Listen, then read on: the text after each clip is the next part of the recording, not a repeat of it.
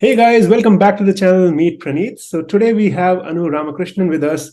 She has been on LinkedIn promoting and telling people about EB-1 and her journey, inspiring a lot of you. And today she is with us to tell her story, how she won the prestigious EB-1 green card. And I'll let her take the stage. I will have some discussion points. We'll get to know her story, and how she won the EB-1, and also how she's inspiring so many people go towards it. So thank you so much, Anu, for taking the time. And yes, the stage is all yours. Yeah, thanks so much, Praneeth. It's truly an honor to be here. I think, I've definitely been following a lot of your videos. I think you have a thriving YouTube channel and you're doing such a wonderful job creating awareness about, immigration paths and, journey for skilled immigrants here in the US. So I think fantastic, and kudos to you for that. Cool. So to introduce myself, I'm Anu, and I'm essentially a product leader in the healthcare technology industry. I've been in medical devices, consumer health, pharma. I've built consumer oriented wearable led products, and largely have dealt with product and design teams working on next generation sort of therapeutic discovery devices. So in terms of my story, I actually came to the US when I was just 17 years old. I came here actually to pursue my collegiate education. So right from my bachelor's degree, I've been here, and then I stayed on to do my master's and then started working right after that. My motivation to come to the US was largely because I wanted to study biomedical engineering. So unfortunately, at the time in India, which is where I'm originally from, there weren't a ton of options to pursue biomed route. So, basically decided to come here to do that. And I haven't looked back ever since. In terms of like the more sort of tangible aspect of my story, it was probably around early 2020, when actually that was just when I had a baby and I came back from maternity leave, ready to, get back to work and contribute. And it was at that time when I was notified of an impending layoffs on my team. And so it was just at that moment when I realized that, hey, it's been 12 years at the time in this country. And I realized that I'm still stuck on an H-1B visa, and there's basically no end in sight for a green card. And I'm pretty sure I'm, capable of doing something beyond, the four walls of the constraints I have. So that was really the main motivation for me to look out for other options that I could explore from an immigration point of view. And so that's when I chanced upon the EB-1A. Happy to talk more about that, but long story short, I applied in 2021 for my EB-1A, and I got my approval in 8 days in premium processing without any RFEs or any of that. So super, super blessed. And I got my green card within 6 months of approval. And it's been honestly a very, very exciting journey post being a permanent resident. I think it's opened up so many opportunities for me, both in terms of my career and also, from a side hustle point of view. So yeah, excited to talk more about my journey and answer any questions or, delve into any details. No, thank you so much. That was really great. And I think the one discussion point, or I would say curiosity that comes up, is what motivated you to be like in the biomedical engineer, right?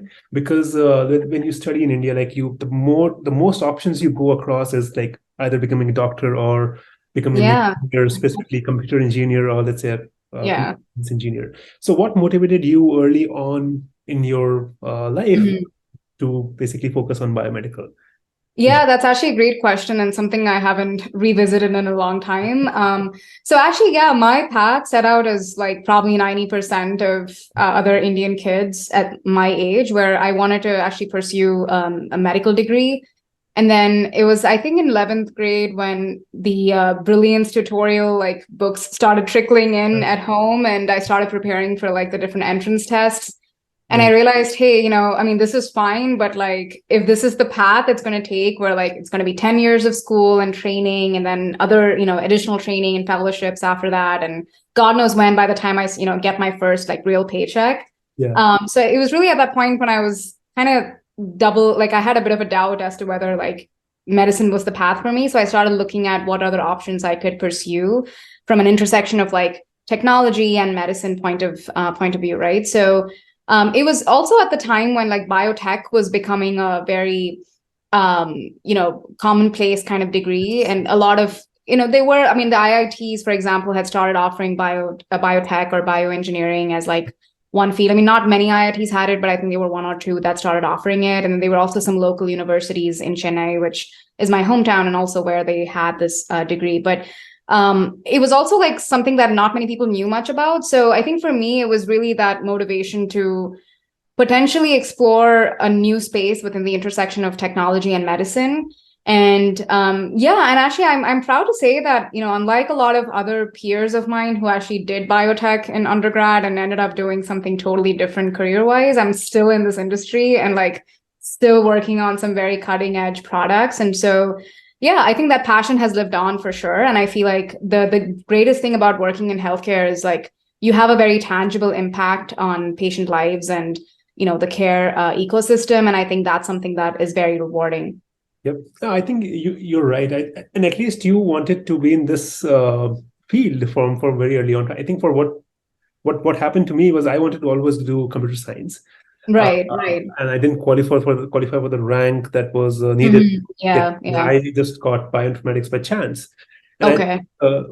Probably I would say that once I started getting into that course and came to US, did my master's, started working with real problems, I think then I also got passionate about this field a bit more. And then that's awesome. Yeah. Probably have been in this field for almost 10 years. So yeah, things happen and things happen for good. So that's always amazing. And I think this is a quick intersection question because I think right now it's June. So a lot of people would be planning their fall intake, right? So right. Any particular steps that you took to get into a bachelor's program? Like how did you apply? Were there any exams to give? What was the process? Like if you can quickly give an overview. Yeah, absolutely. Yeah, from what I can recall, I mean, keep in mind, this was like 2008, 2009, when there wasn't a ton of resources back in India for like anyone pursuing an undergraduate degree in the US. Right. I think people largely went to the US for a master's or PhD, but for undergrad was like very rare.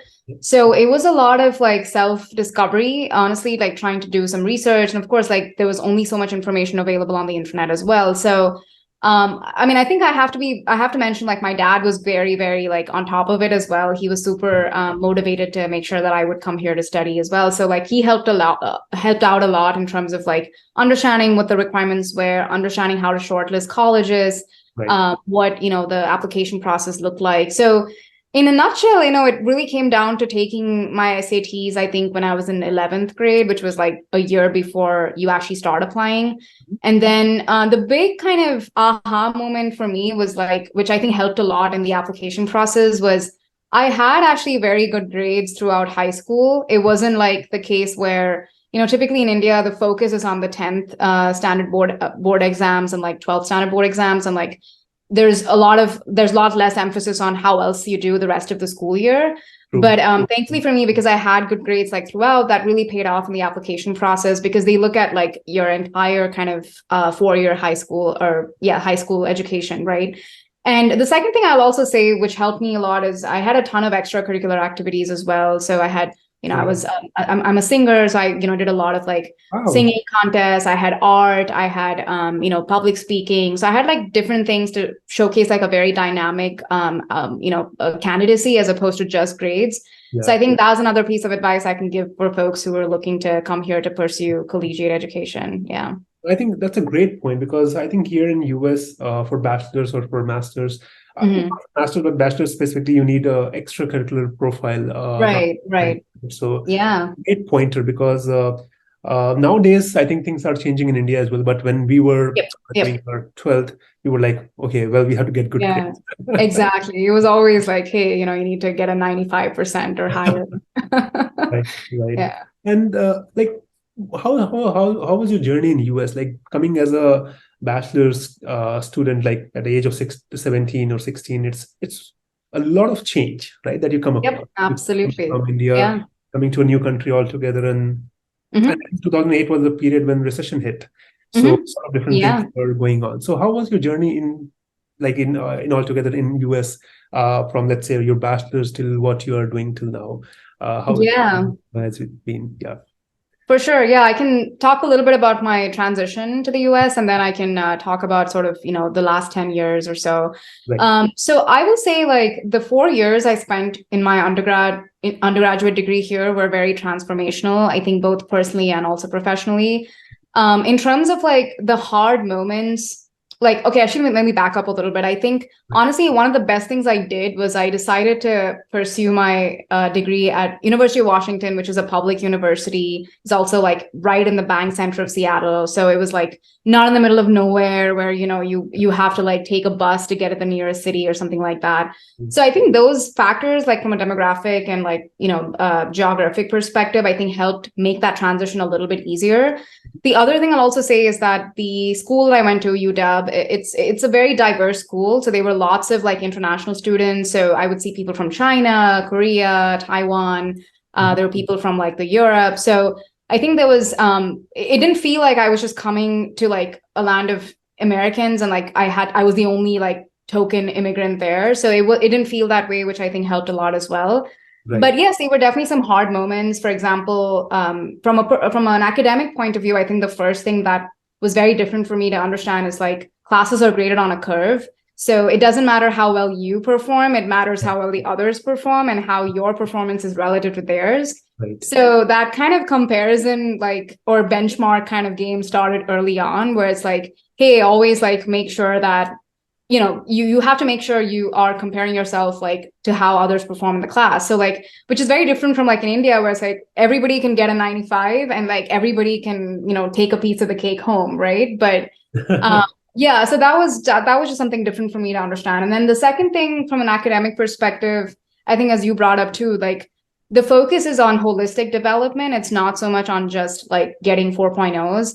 And so I think it was a very difficult balancing act to be able to maintain good grades in school, but also make sure that you are, doing other stuff like public speaking, like doing internships, doing research work, and also having fun, like doing, the a cappella. Like I joined an a cappella group to pursue my singing and things like that. So my point is like the project management traits kind of kicked in early on because it's like, hey, I have to do all of this. I only have 24 hours in a day.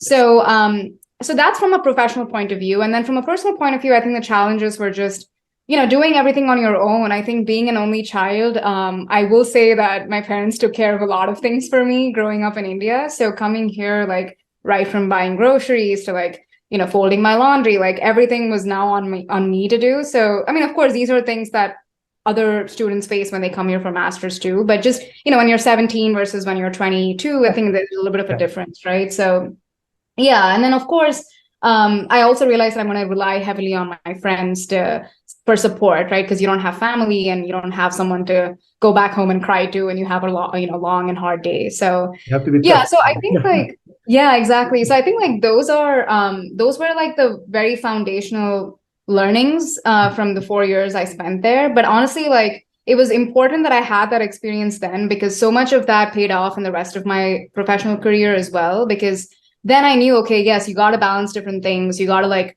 focus on, nurturing different skills. You got to compartmentalize different aspects of your life. Mm-hmm. And so actually that does have a lot of like implications on the EB-1A as well, because like early on in my career, I started doing a lot of things. Like I started writing, I started public speaking, like doing speaking events. I would do, mentoring and things like that. So it wasn't just like, hey, get a job and then try to get promoted and then keep going down that path. It was very multifaceted early on. Yeah. And so much of that actually helped out when I applied for the EB-1A. So I didn't have to like actually start from ground zero. Right. And I think in terms of like the evolution, I think honestly, like I'm very glad to be in the Silicon Valley and also still be working in the biotech industry, because healthcare, especially in the US, is ripe for innovation. And it's great to be at the forefront of that through, the different startups and companies I've worked at. That's amazing. And yeah, I think public speaking is something that I think is very useful asset that you can develop or you can have for EB-1. Yeah. If I think EB-1 is all about impact and the way you do things out of your 9 to 5, right? Yes, absolutely. Everyone does 9 to 5. Yeah. But what you do out of your outside of your 9 to 5 is what matters and how impactful that has been. And I think speaking at public forums or conferences or events is something that you can always attribute Definitely. Yeah. impactful evidence. So that's amazing. And I think for most of us, the question, the question that I'm going to ask you is, what motivated you for you to apply EB-1? And I think it would be very similar. Like, no one wants to be in the hassle and tassel of EB-1. Oh, sorry, in H-1, and no one wants to just be at the verge where my visa would be stamped or it would be some problem traveling in and out of the country. So, what was your motivation? I'm sure it would be very similar, but I want to learn from it. Yeah, definitely. I think, I would say I was definitely faced with similar pains as most other immigrants, but they were, I think, a couple of very strong motivators for me from a point of view of why I wanted to, become a permanent resident here.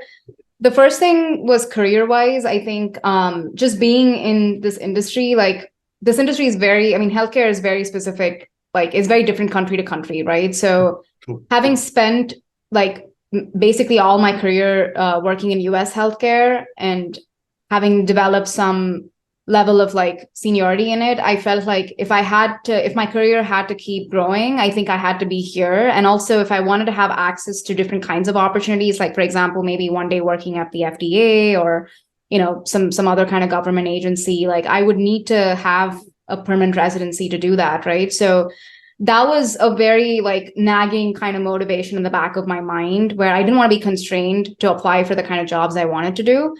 And the second thing was family. I mean, honestly, like, I think my husband and I were frankly okay with being in this limbo of like being on an H-1B visa. But once I had a child, I think, it just sort of forced us to like think about putting our footing somewhere, right? And making sure we have a stable home and like a stable future for our child. So honestly, both of those motivations were very imperative in why I decided to apply for the EB-1A. That makes sense. And I think 3 more years and you could be the citizen, right? So if you're hoping to be or if you're planning to be. Yeah, for sure. I think that's amazing. And so this question comes up a lot. So for example, people from tech, they have this question in mind, like what are the criteria that are meant for them, right? Yep. And even going to those criteria, what was your let's say process of approaching EB-1? Like who guided you? Like was there any attorney you talked to, or let's say it's your own reading or watching YouTube videos or websites? So what was your process of approaching EB-1? And the second question would be like, what were the criteria that you thought after, like that I'll basically try to gather evidence for these and build my from that? Yeah, that's a great question. So one thing I will say is that I had passively had some information about the EB-1A because I had some friends who were applying for O1 and EB-1. And I also knew some folks at work who had pursued the EB-1A path. So I had some passive information of like, hey, this is what this process entails. And like, these are the criteria. And I had done some like very passive research online as well. But when it actually came to building my own case, the way I kind of approached it was like thinking of it like a product manager where, hey, what is the minimum valuable product or like application I can build with the skills and experiences I have? Yeah, exactly. What's my EB-1A MVP, right? And it was not so much with like the intention of doing the least amount of work, but it was really with the intention of working smart and trying to leverage what I already have rather than spending a ton of time building new stuff if I didn't have to do it. And also, as I mentioned, I had a lot of assets and, artifacts that I could leverage, thankfully. But I wanted to see how much of that I could, use in the process. So that was my mindset going in. The second thing I also learned from, and this is truly just from like having known people who had applied for the EB-1A, is that it really comes down to positioning your niche and like, identifying, hey, what is that sweet spot, which is, novel, unique, but also something that can very directly benefit the US economy in a way that makes it enticing from an EB-1A perspective, right? So I started to think about my career and the projects I could leverage or that I could present to really make that case. So that was step number one. Step number two then was to look at like, hey, here are 10 criteria and what are the different ones I can start to like, or at least eliminate as like, hey, I definitely cannot achieve any of these. So what is the subset I'm working with and how do I pick my 3 or 4 from there? So that's exactly what I did. And when I came down to the categories, I think there were four. I mean, there were three which I thought were like fairly doable given my profile. And then there was one which I thought was a stretch, but honestly, it wasn't that much of a stretch given when I actually came down to working on it. Right. So the four criteria that I applied for were leading in critical role, high salary, judging the work of others in your field, and then evidence of authorship of scholarly articles. So the first two and the scholarly articles, I believe I already had, in the sense, I had work projects where I knew I had done tremendous impact, and I knew I had authors who could actually vouch for me there. With the high salary, I didn't know exactly what I needed to do to prove high salary, but I felt like, hey, I think probably my salary would be in that ballpark. And then the articles, again, this is where, as I said, like I had done a lot of writing on like Medium and other different sources before I even embarked upon this process. So I felt like, hey, maybe there's something I can leverage there before I get started. So judging was the only criteria I worked on explicitly for EB-1A. An important criteria as well. Yeah. And in terms of like who guided me and like how did I go about that? Honestly, yeah, besides the like passive information I had, I did work with a lawyer. I worked with Chris Ingram's firm. They're based in Southern California. And like while like obviously like they really put together a good petition, I think they also gave me some guidance on like, the judging criteria, and like at least gave me some resources that I could start looking at. Right. But I also did a lot of research on my own. Like I would go to Track It. I don't know if you are familiar with that forum. I mean, it's a bit of a rabbit hole, frankly. I don't recommend it to anyone, but I would literally, because there was literally nowhere else to go, right? Like go to the dark places of the intrawebs and like I would try to see who else has done this and what feedback they had. Another great resource I can recommend is reading AAO decisions. I think AAO decisions are ripe with information on like why cases get denied and like what are typically RFE materials. So that was also a very like, useful source just in the process. I always tell people to not look at an AAO decision until you're filed, because what happens? That's a good point. You don't know the whole picture of what the profile was. For sure, yeah. That you might see something which is relevant to your case, but it's all about how the way it's presented, right? So the way absolutely, and you're spot on. Exactly. Yeah. But the one thing I will say is I think where the AAO decisions helps is like, for example, let's say you're trying to see, hey, like is IEEE good enough membership, like a consortium for membership, right? And it's like it's a very subjective question to ask. So like if you go to AAO and see, hey, what are some reasons IEEE has been denied as like an evidence of membership, right? And so that just gives you some like idea as to whether this will work or not. How you would use that evidence and where exactly you exactly. No, I think, and this is the case though, I'm seeing some petitions where IEEE membership or senior membership is accepted as a criteria or evidence, but some cases it's being rejected or given an RFE. So it's very difficult to find what's the right evidence and whether it should work or not. So I just tell people, keep it as your weak criteria. Don't even bother. Maybe on original contributions, peer review, and let's say critical role. I think these are really the ones that USCIS cannot really say, okay, well, we don't accept it because you have evidence to showcase that, and you don't. And I think you don't even have a reference point to compare it to. So you have a reference point when it comes. So I think, that's amazing. So Anu, how you approached the way of like gathering evidence? Like I think evidence is a very important. Because you have multiple layers, like you have primary evidence, you have secondary, you have tertiary and supporting evidence, and then how to find what's the right piece which will go with the right criteria, like how you approached that, and what was the evidence that you collected for the criteria, that the top criteria that you mentioned?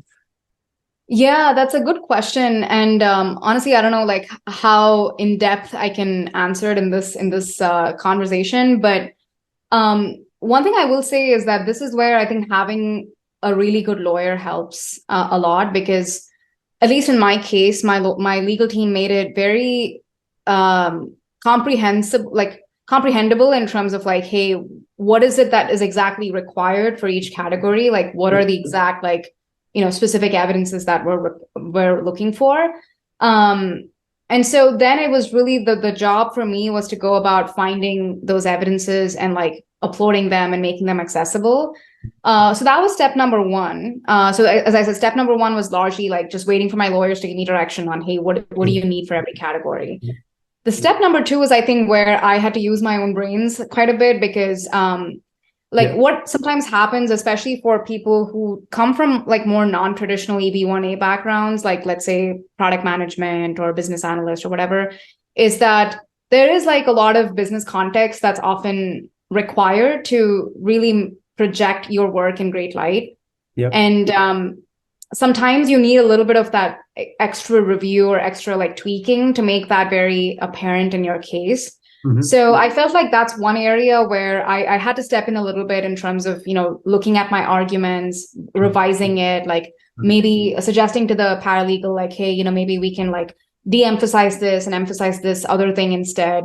And then also like making sure there were enough supplementary material, like, press releases, or if it was a technical report that I could share or something like that. So I think honestly, looking at everything come together in an argument is great, because then it really gives you a sense of where the gaps are in your arguments and like where you can yourself improve in terms of additional evidence you can provide. So so I would say like my strategy was, hey, first let's go with what the lawyer is asking for, and then let's like add our own flavor and like, improve upon it as we see it.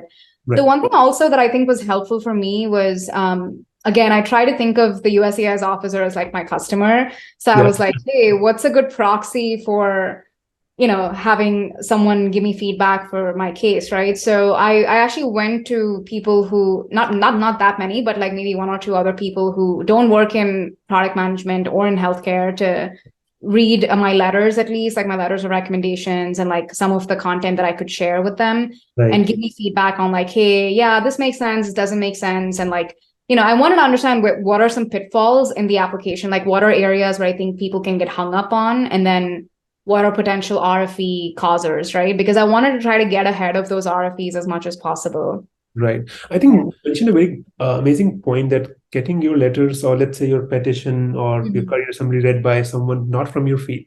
A USCIS officer is an immigration lawyer, right? So they're not aware of the current technical advancements or science or the tech that you're going to talk about. So probably having it in a way which is understandable and also shows the impact that they're looking for goes a long distance. I think this is something that I also kind of understood when I was talking to Hokabed. She's a USCIS officer, and she clearly mentioned that you need to be precise and you need to be on point.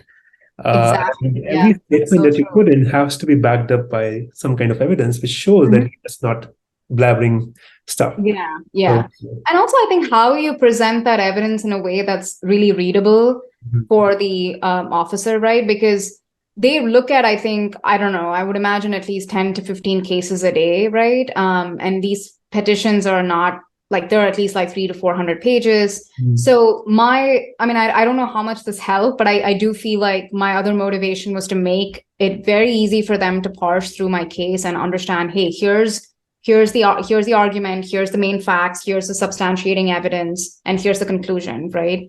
And so that was like a very, like I didn't want them to look at my application and like start yawning and be like, oh my gosh, this is yet another, big EB-1A case you have to read today. Right. So yeah, just little things I think go a long way for sure. True. That makes sense. And like just to put out an example, for example, let's say a lot of people from tech or maybe from product manager role who have a lot of experience quickly write featured articles in, let's say, media houses or trade publications or let's say websites. And I think you mentioned medium.com as one of the sources where you were publishing your articles. So what was how you gathered all that evidence and show that you have featured articles in these websites or major trade publications and stuff? So what was the, was it a PDF copy? Was it a letter? How you approached that? That's a great question. So for the article specifically, I think the key requirements are that, one, making sure that you write about a topic that's in your field of expertise that adequately showcases your expertise in the topic.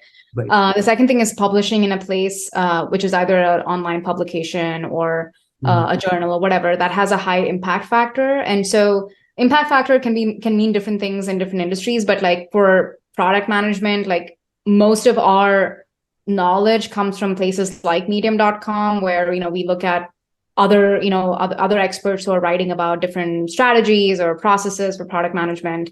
And so the first thing was being able to show that, hey, this is a relevant source for people who work in my industry and who are in a similar line of work. Right. The second thing was looking at impact factor in terms of like quantitative numbers. So the great thing about Medium and other similar places is that, they have over 100 million monthly active users. So right there, like you can say that, hey, over 100 million people read content on Medium every day, every month, right? So that is a very unquestionable source of evidence that you can showcase to show impact for the source, right? Right. And then lastly, I did make sure that the entire article PDFs were always there, because in my case, like we highlighted different sections in the article that showcase that, hey, there's different processes or methods or aspects of product management and healthcare that are talked about in these articles. And then I think it was also good that I had like infographics and like different kinds of charts in there to make it a little bit more technical, because I think the other problem is when you go into the more business side of things, like things start to become fluffy, right? So you want to make sure it's still grounded in some technical process or technical discipline.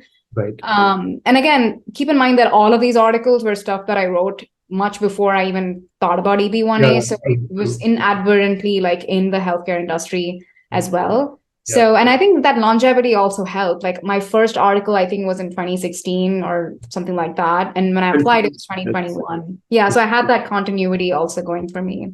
And that's what I tell people. Like sometimes they say, okay, well, I have 2 papers published, but that's all back in 2012. So I said, if you lose the continuity, then USCIS often will come back and say, okay, well, you're now doing it for EB-1, right? Yeah. So either you continued from day one and then just continue till you file your petition, right? Right. So the continuity, I think that's a great point, because I think for you that came naturally because you were not focused on EB-1, you were just doing it because you wanted to know and wanted people to learn. And like maybe I'm wrong, but I tell people that sometimes going to medium.com and finding experts in the field who have already written the letters or written the featured articles, taking that as a secondary evidence could also be important, because you can showcase that people with your expertise are also contributing to this source, and that's why the source has, I would say, some impact, right? Because people, right. Absolutely, That's a fantastic tip. I actually did that for judging because I did a bunch of like awards, I judged a bunch of awards, right? So to show that, hey, the judges are of a certain caliber, like we actually presented other experts in the panel to like give them a set of benchmarks as to who are typically invited. Yeah. That makes sense. And I think finally, I know you have to go, and I don't want to keep you but really last 2 questions would be like, how long would the process, any hiccups in the process, or what is that one advice you want to give to people who are aspiring towards EB-1 and probably will get inspired after watching this video and your journey? Yeah, great question. So in terms of like challenges I faced, I think honestly, the one big challenge was just the time involved in getting everything together, right? Like, I mean, as I said, I was someone who I thought was very prepared going into the process, but even though it took me 9 months from when I retained my lawyer to when I actually filed my case. Right.